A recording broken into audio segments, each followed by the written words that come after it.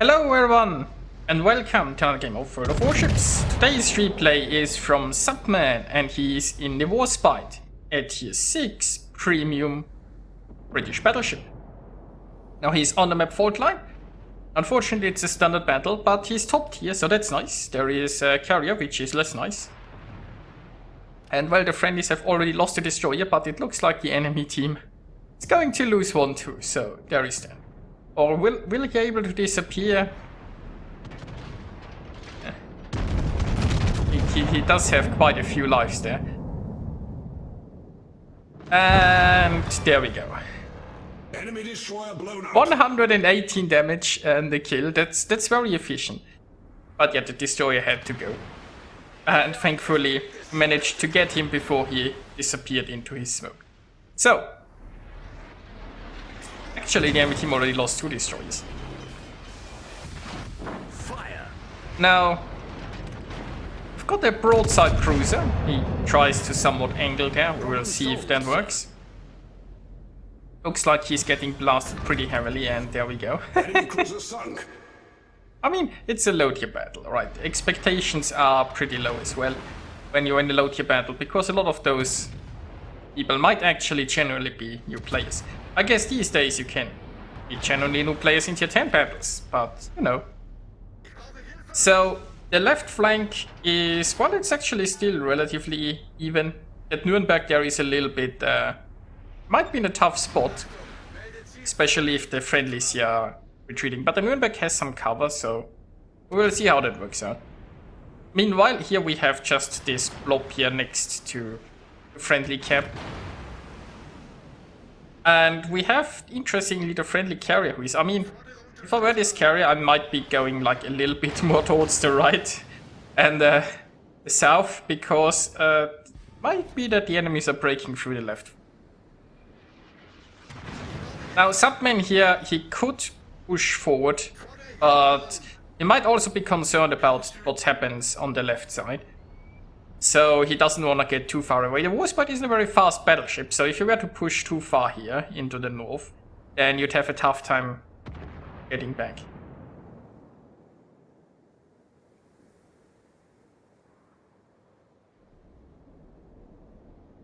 So, no spotting here so far. I mean, we have a Wispy here who is pretty far in the back. But I guess with carriers, it makes destroyers a little bit more cautious. And the Wispy is moving somewhat forward. You have the full attacker going through this channel there. I mean, also it's a standard battle. Standard battles just give you no real motivation to actually move out from the base, I guess. And, well, there's a citadel, so nice hit there. And I mean, the left flank keeps collapsing. I suppose the Ranger is still in the base, because I guess a class that's based mostly on map awareness is a class that will never have map awareness. It's just how it goes, isn't it? Anyway.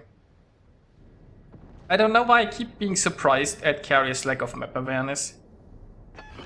But, you know, it's just how it goes. Oh, hello, there is a garrison here. So I presume Subman used his spotter plane because he was hoping to lob shells over the island at New Mexico. But yeah, like, spotting is really an issue here. I guess he can still shoot like ships on the other flank.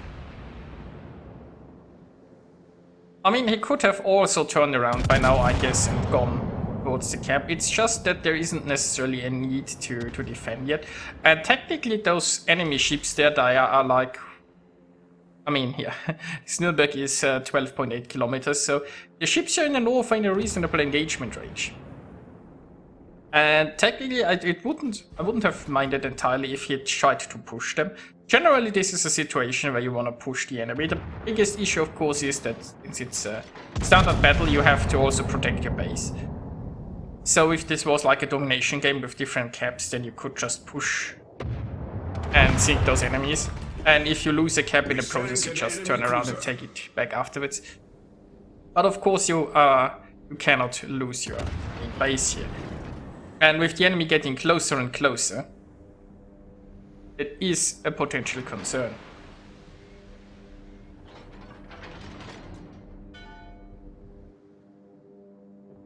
course, those islands don't make this engagement too easy, I suppose. So, Subman has decided that, well, first, this flank is basically almost won. I mean, it is won, I guess, but there is only one Elysinia remaining.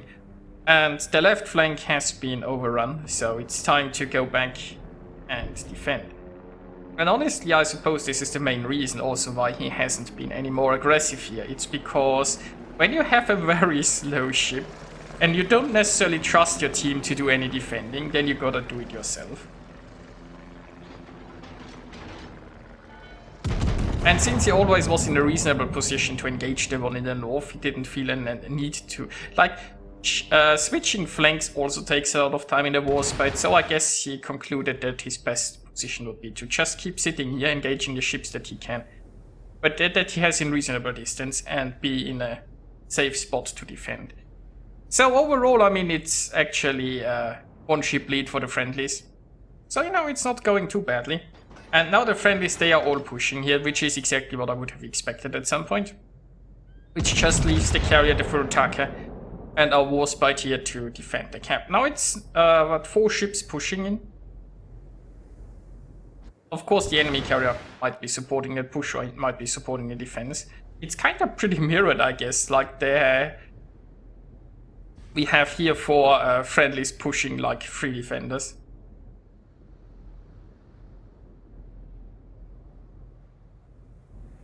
So, it looks like the enemy fleet has been spotted. Now we will see who will do better.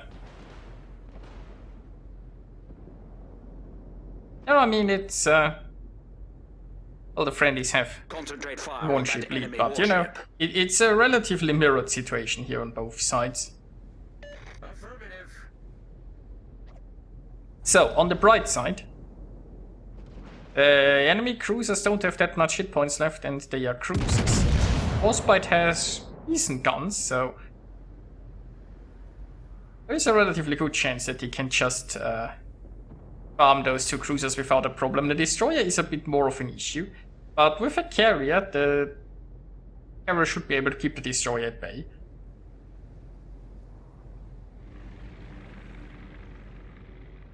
If the enemy team had like a battleship pushing with those cruisers, it would be slightly more concerning, I guess.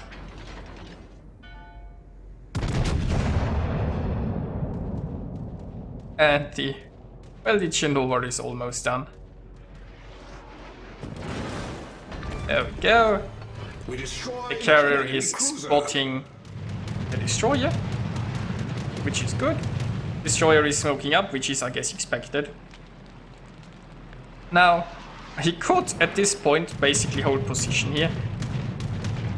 I mean, if he's moving, he might have an easier time dodging the torps, but the closer he gets to the smoke, the harder it gets to dodge the torps, so there are pros and cons, I guess.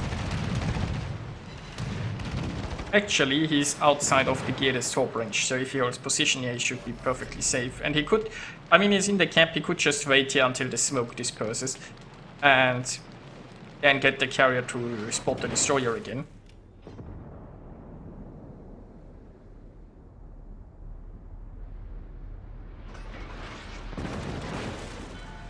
I mean, Yaoba isn't very healthy, so he doesn't need to show broadside, but if he wants to, I guess it helps, so...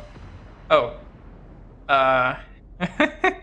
You know, I was already expecting the ship to get ranked. I guess it didn't. So, let's one torp. Not too bad. I mean, 35 seconds until another heal is ready.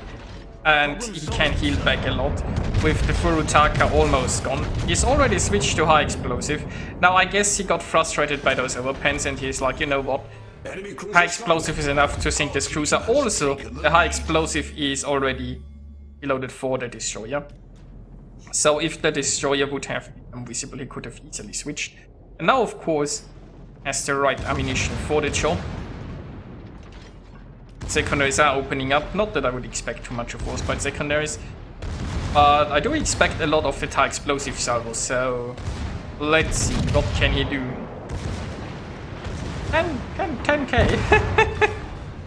Yeah, 10k sounds alright. And the secondaries finished him off, so that's actually a devastating strike. And once again shows how weird the devastating strike mechanic is, because he was destroyed by the secondaries, and the secondaries definitely didn't do an awful lot of damage, but because the primaries dealt so much, and it was, I guess, in such a short time frame, it still counted as a devastating strike. So anyway,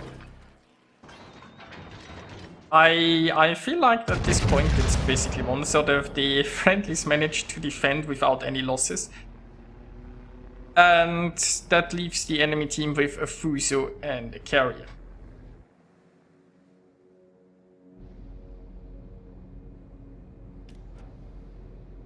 Now the spotter plane is out, he's trying to get someone. I mean, he's sunk 6 ships so far, maybe he can make it 7, although at this range, I mean,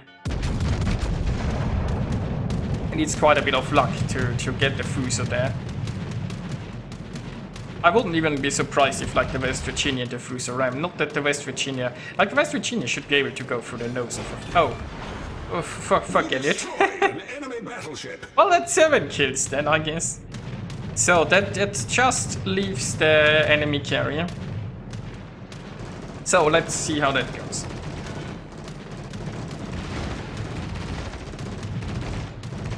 Well, I mean, anti-AI is doing expectedly nothing. Let's, you know what, let's unlock the camera here. Speed this up and see if they can corner the carrier. I mean, friendlies are also in the camp. Yeah.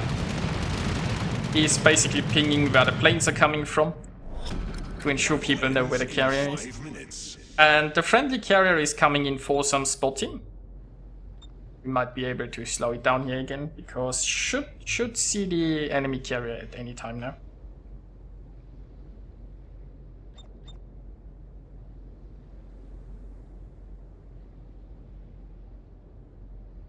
And yeah, there we go. Enemy carrier has been found. He is fully broadside. Armor piercing is loaded. And can he get the devastating strike? Can he get 8 kills? Come on, Shares.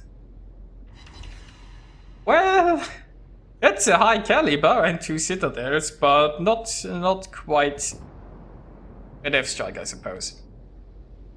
So, I mean, actually, we only have the Furutaka shooting it, so maybe the swaps are missing. Maybe he even can get an 8 kill.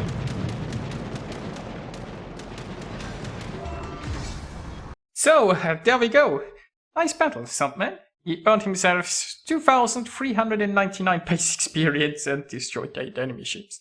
Well done, well done. He achieved a Kraken, a devastating strike at close quarters expert and a high caliber, scoring 115,000 points of damage and sinking 8 enemy ships. So yeah, I hope you guys enjoyed watching this, and I'll see you next time.